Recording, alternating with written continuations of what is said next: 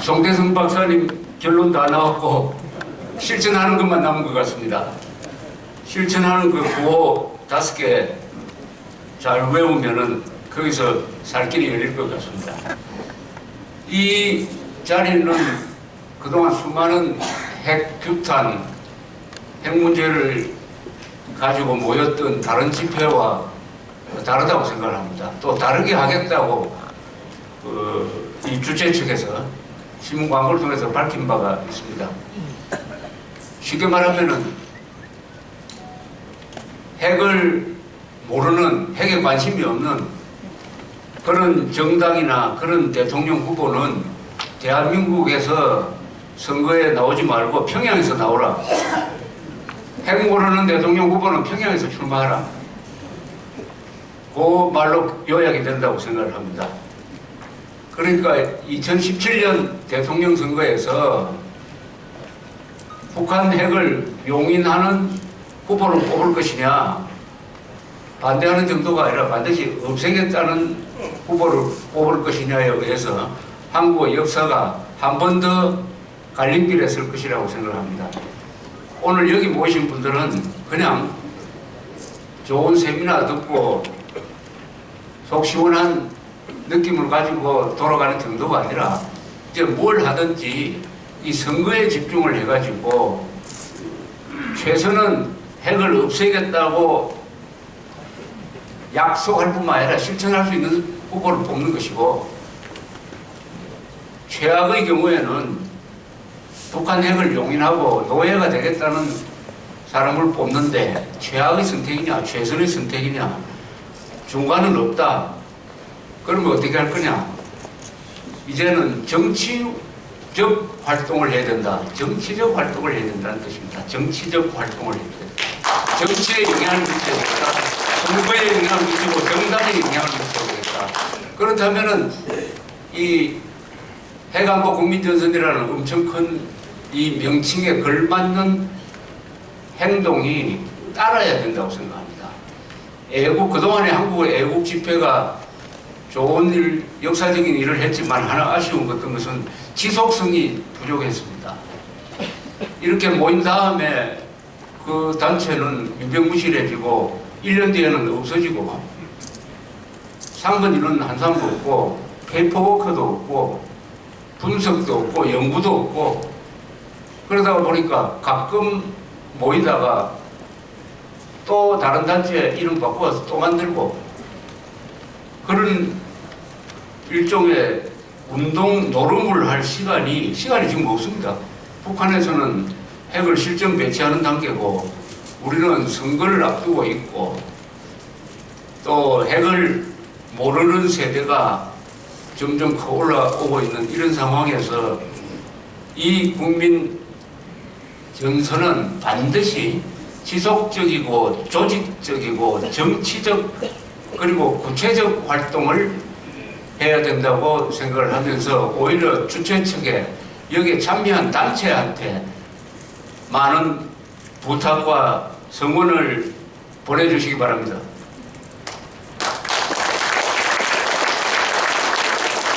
여기 오신 분들은 대한민국 민족사로 따지면은 의병정신을 계승하는 분들입니다. 우리 역사는 세계에서 보기 드문 현상을 하나 가지고 있어요. 세계 최강대국하고 맞서면은 그동안에 분열됐던 이 나라가 단결을 합니다. 단결을 해가지고 군관민이 일치 단결을 해가지고 저항을 해요. 결사항전을 합니다. 결사항전을.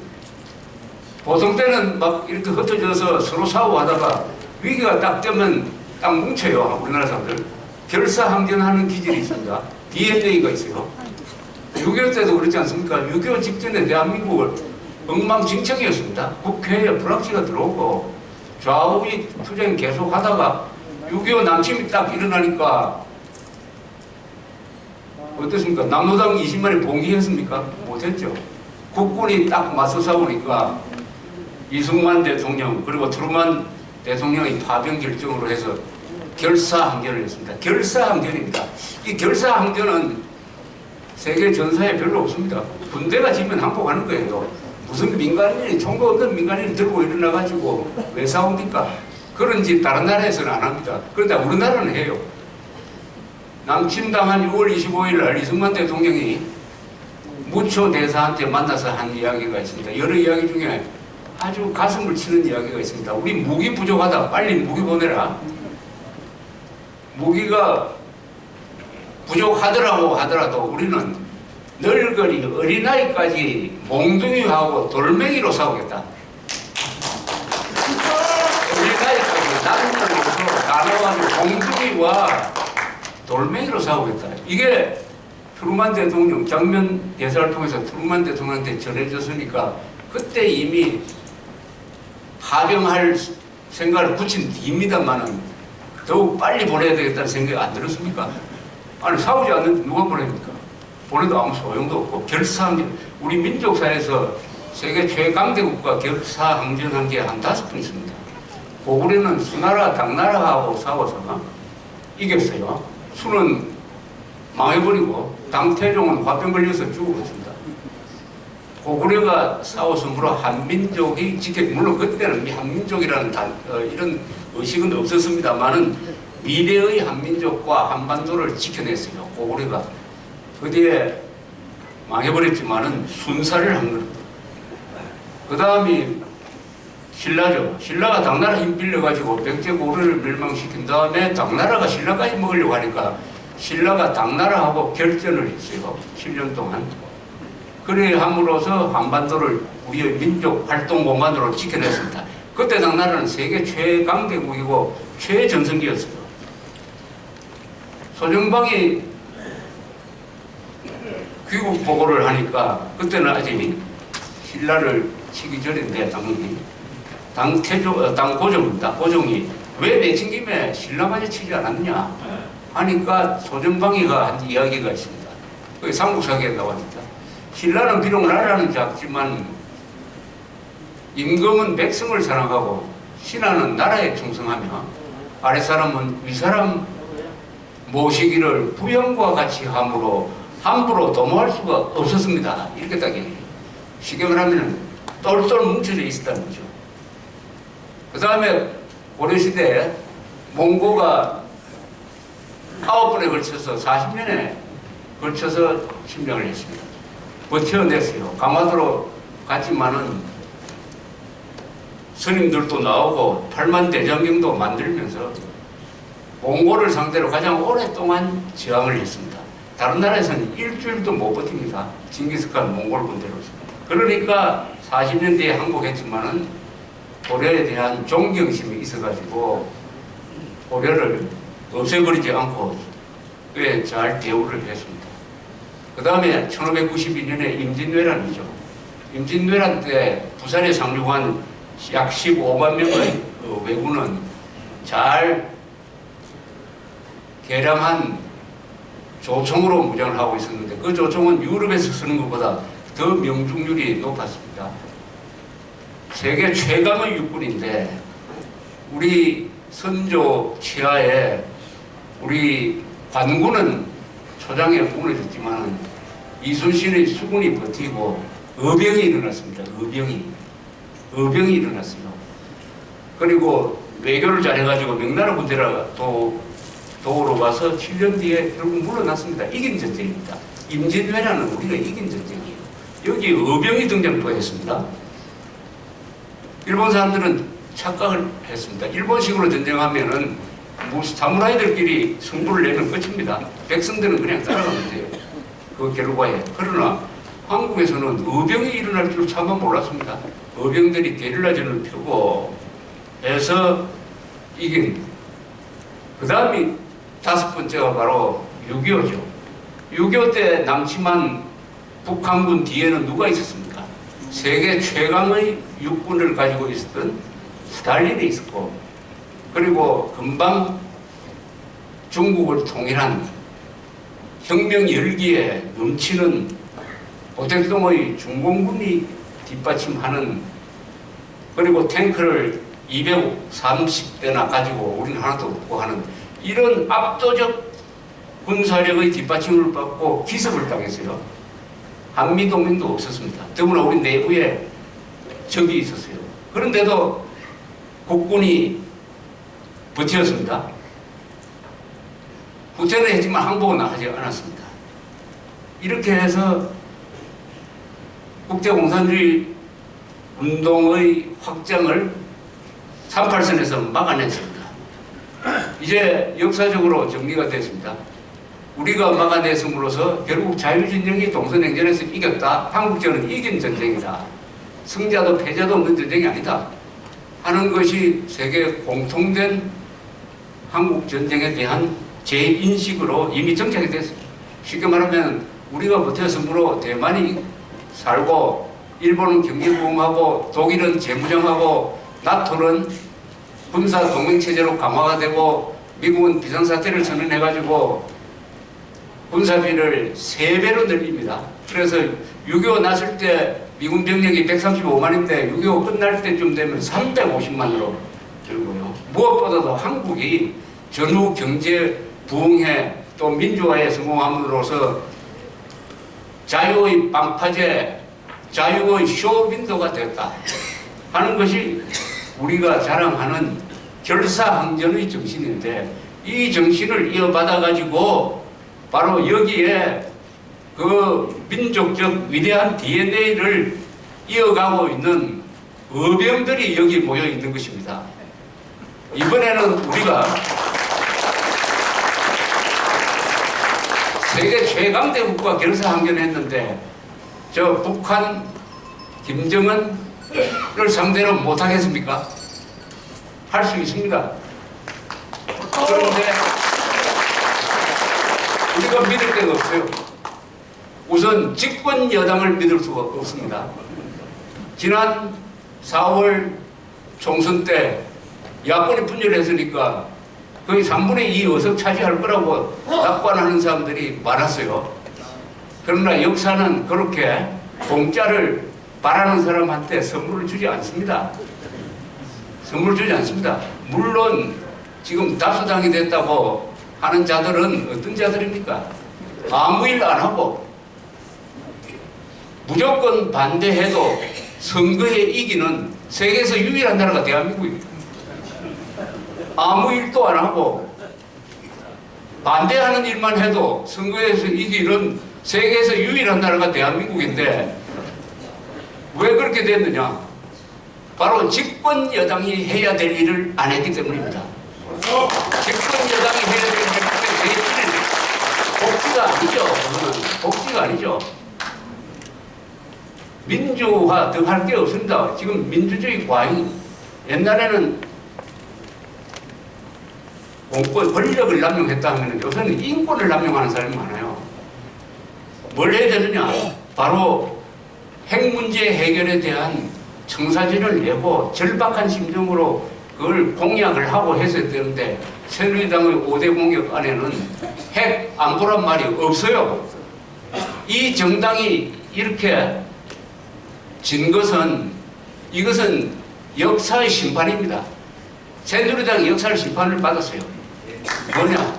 핵을 잊어버린 핵 문제를 포기한 집권 여당, 더구나 핵을 가진 적을 상대로 하는 집권 여당이 핵을 포기하면 왜 표를 줘야 됩니까?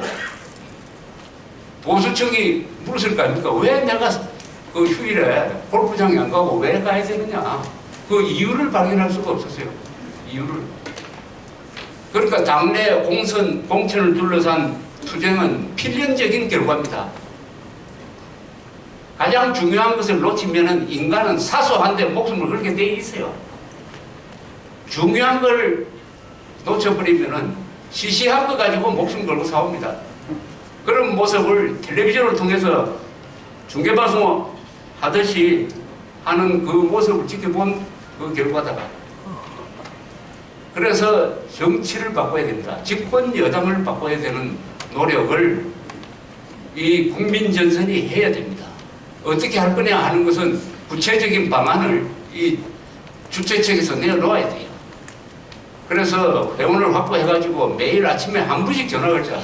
새누리당 당사로 전화 걸고 지금 여당 행사를 하는 이 야당의 핵 문제를 추궁하고 지금 여러 가지를 할 여력이 없습니다. 우리나라 행동하는 애국단체의 힘은 제한적입니다.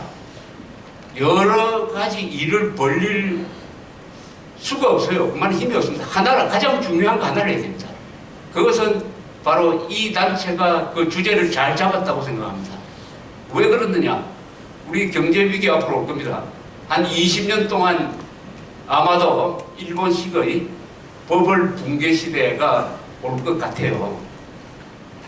그러나 핵폭탄만 안 맞으면은 우리는 재기합니다. 다시 일어나요. 경제위기는 극복할 수가 있습니다. 그러나 핵폭탄 맞으면 끝나요. 대한민국만 사라지는 것이 아니라 아까 송 박사께서 실감 있게 말씀하셨던 대로 한민족이 멸종됩니다. 민족이 멸종된다 이거예요. 민족, 공멸.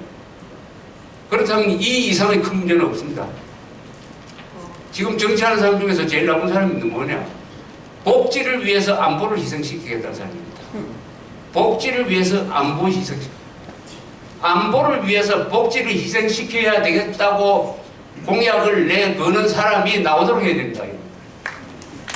안보를 위해서 복지를 희생시켜야 됩니다. 복지를 그려야 됩니다. 핵 문제 해결하는 방식 의외로 원리는 간단합니다. 북한이 핵무장하고 있어요. 비대칭 전략입니다.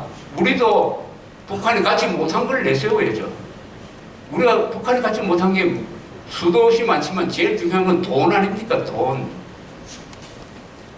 GDP의 1%, 15조 또는 100조씩 나가는 복지 예산의 10%만 핵 안보를 투자를 하면은 다층적인 방어망도 만들 수 있고 핵 개발을 할 수 있고 핵폭탄보다는 못하지만은 무지무지한 성능을 가진 벙커 버스트도 만들 수 있고 있어요. 돈을 써야 됩니다. 돈을. 돈 안 쓰겠다. 아니 죽음 앞에서 죽음을 앞두고 나는 돈 안 쓰고 계속 지금식으로 잘 웰빙 하는데 빠져 있겠다고 하면 그건 뭐 죽어야 되죠. 죽어야 됩니다. 그런 사람. 삶을 포기합니다. 이 상황에서 복지는 줄일 수 없다. 안보, 국방비 늘릴 수 없다고 생각하는 사람이 있으면 죽어야 됩니다. 죽게 돼 있어요. 그런 사람들이 사는 게 여행수죠. 여행수. 우리는 여행수로 살 수는 없는 것입니다. 돈이 있으면 과학기술을 동원할 수 있습니다. 한국의 과학기술 어마어마하지 않습니까? 과학기술을 총동원하는 겁니다. 우리가 가지고 있는 과학기술 총동원하면요. 머리를 잘 쓰면 아마도 우리가 핵을 개발하지 않고도 무력화시키는 방법을 만들어낼 수 있을지도 몰라요. 드론, 로봇 만들고 해가지고 할 수 있습니다. 문제는 돈입니다. 그럼 돈을 쓰도록 하는 건 뭡니까? 인간의 의지죠. 의지입니다. 국가 지도층의 의지예요. 집권 세력, 정당, 언론의 의지입니다. 그러니까 생존 의지죠. 우리 핵폭탄 막기 싫다. 또 하나, 핵 없는 대한민국, 북한의 노예된다. 우리는 노예적으로 살기 싫다. 아니, 우리가 어떻게 김정은이 밑에서 살 수 있느냐? 자존심 문제입니다. 자존심. 그러면은 돈을 써야죠. 돈을 쓰자. 이런 진실을 국민들한테 다 알리면은 아마 모든 국민들이 여기 계시는 분처럼 행동할 겁니다. 그러려면 알려야 돼요. 알려야 됩니다. 알리는 방법이 골치 아픕니다. 인터넷에도 올리고 1인 시위도 하고 극단적인 행동도 하고 낙성운동, 당선운동도 하고 하는 이 방법을 이 단체에서 많이 개발해가지고 이 회원들한테 많이 전파해가지고 알리는 일이 즐겁게 할 수 있고 공격적으로 할 수 있어야 됩니다. 공격적으로 할 수 있도록 해주시면 하는 생각을 하고 있습니다. 여기 계신 분들은 흔히 보수주의자라고 합니다. 보수. 우파라 하기도 하고 대한민국 세력 보수주의자인데 이 보수주의자는 어떤 사람이냐? 보수주의자와 보수주의자 아닌 사람의 차이가 크죠. 오늘 여기서는 6월 29일에 있었던 소위 연평해전의 그 모습을 보여드렸는데, 어제는 또 어떤 국회의원이 6월 15일 6.15 공동선언을 국가기념일로 정하자는 지금 법안을 내겠다고 합니다. 아니, 간단하게 말하면 6.15 선언대로 하면 대한민국 적화되게 되어 있습니다. 이건 반영문서입니다. 6.15 선언 폐기해야 됩니다. 이명박 대통령, 이명박 정부에서 폐기 안 하고 박근혜 정부에서 폐기 안 한 것은 크나큰 죄입니다. 이게 죄예요. 즉 권력 잡고도 왜냐? 헌법의 전면으로 위반되기 때문입니다. 맨 앞에 나오는 이런 거 아닙니까? 우리 민족끼리 자주적으로 통일하자. 밑에 서명을 김정일, 김대중 했습니다. 아니, 김정일, 김대중이가 우리 민족 대표하는 사람입니까? 아니, 김정일, 김대중이가 우리 민족 대표하는 사람입니까? 아닙니다. 그 사람들끼리 통일하겠다는 게 어떤 식이냐? 딱 이렇게 써놨어요. 북한의 낮은 단계 연방제와 남한의 연합제가 공통점이 있다고 해서 공통점이 무슨 공통점이 있습니까? 공산통일하겠다는 나라와 자유통일하겠다는 정책 사이에 무슨 공통점이 있습니까? 매국노예요, 매국노. 따라서 6.15선은 폐기운동을 안 하고 있으니까 6.15를 국가기념일로 만들겠다고 나오는 겁니다. 그 폐기를 안 하니까 박지원이 안 하니까 많은 국민들도 6.15 선언을 아까 말씀하셨지만 한반도 비핵화선언 폐기 안 하니까 그게 우리의 족쇄가 되는 거예요. 그래서 박근혜 대통령도 6.15 선언을 존중하는 모양이다 해가지고 저 통과될지 모릅니다. 저거 국가기념일 통과될지 몰라요. 6.15 선언이. 그래가지고 통과되면 어떻게 합니까? 대통령부터 나와가지고 남과 북이 우리 민족끼리 통일합시다 이렇게 외쳐야 될 거 아닙니까? 그것도 재창을 해야 될 거 아닙니까? 재창을. 이런 일들이 계속 되는데, 그러나 여기는 정신 차린 분들이 딱 뭉쳐 있으니까 이건 되게 돼 있어요. 왜 되게 돼 있느냐? 이승만 대통령이 1950년 7월 20일 대구에서 트루만 대통령한테 쓴 편지 중에 이런 대목이 있습니다. 그때 한참 대전이 함락되고 대구로 공산군이 몰려있을 때였습니다. 아직 미군은 충분히 도착하지 않고, 그런데 이승만 대통령은 이미 그때 통일을 이야기를 합니다. 이걸 통일의 기회로 삼아야겠다. 북한이 38선 무시했으니까 이제 38선 없다. 통일의 절호의 기회가 왔다 하면서 이런 중요한 이야기를 합니다. 이 전쟁은 남과 북의 대결이 아닙니다. 이 전쟁은 소수의 외국인의 사주를 받는 공산주의자와 전체 한민족의 대결입니다. 소수의 공산주의자와 절대 다수의 한민족의 대결입니다. 이 공식을 지금 딱 대입을 하면은 김정은 대 한민족의 대결입니다. 1대 7,500만의 대결입니다. 1대 7,500만입니다. 북한 정권도 아니에요. 김정은 하나, 김정일이 아닌 김정은 하나에 초점을 맞춰가지고 7,500만을 다 우리 편으로 만들면 돼요. 이승만 대통령이 미국에 있을 때 또 위대한 통찰력이 있는 발언을 하나 했습니다. 뭐라고 하느냐? 소위 평화주의자, 반전운동하는 사람들을 빗대가지고 무조건적 평화주의자는 간첩과 같다. 오늘날 대한민국에 무조건적 평화주의자 많습니다. 핵 문제와 관련해서 이런 말을 합니다. 이 사람들은 핵 문제는 대화와 협상으로 해결해야 된다. 많이 들어보셨죠? 지금 소위 야당이 다 이런 식으로 이야기합니다. 절대로 힘으로는 안 된다. 제재로는 안 된다. 이게 무조건적 통일주의자예요. 무조건적 평화주의자입니다. 이승만 대통령이 딱 간파를 했습니다. 무조건적 평화주의자는 간첩과 같다.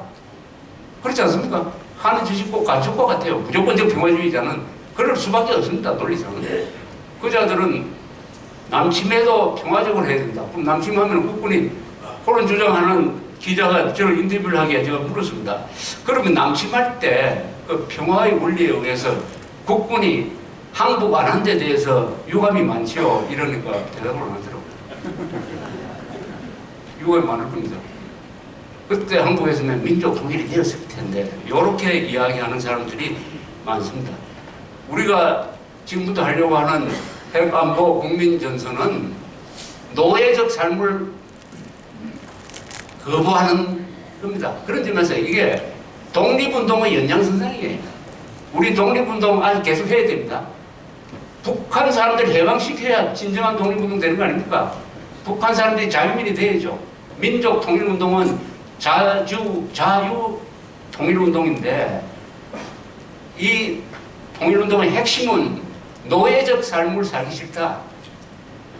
김정은 밑에서 벌벌 떨고 하는 그런 삶을 살기 싫다.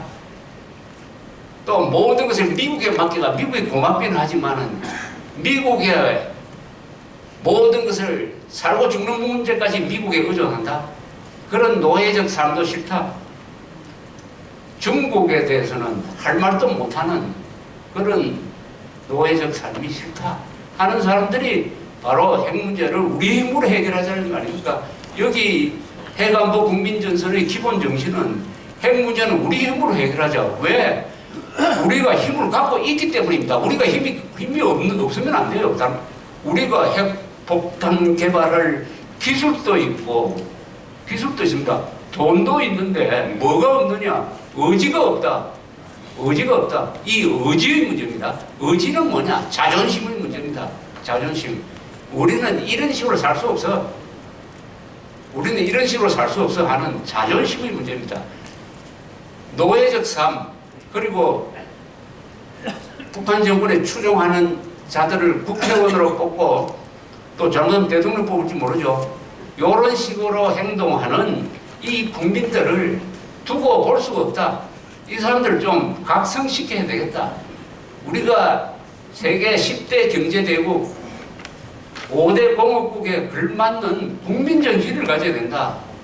그것은 자존심이고 자유와 평등을 존중하는 우리 민족사의 5대 결사항전을 통해서 당대의 최대 강대국하고 싸워서 맞서서 이긴 이 이른바 의병정신을 오늘날 대한민국에 되살려 가지고 2017년 12월 대선에 딱 표정을 맞춰 가지고 국민들의 생존 의지 그리고 자유민으로서의 자존심과 긍지를 대폭발시키는 뇌관 역할을 이 조직이 해주시기를 바라면서 저에게 끝내겠습니다. 감사합니다.